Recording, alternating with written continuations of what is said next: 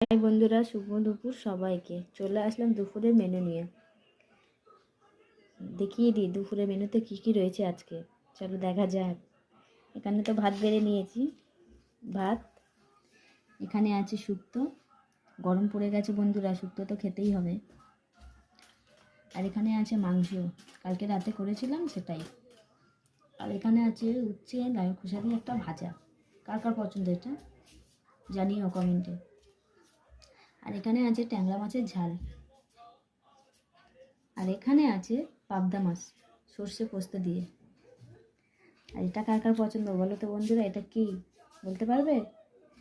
এটা হচ্ছে গিয়ে মৌরলা মাছ। আমার তো খুব পছন্দের, তোমাদের ভালো লাগে কি আমাকে জানিও।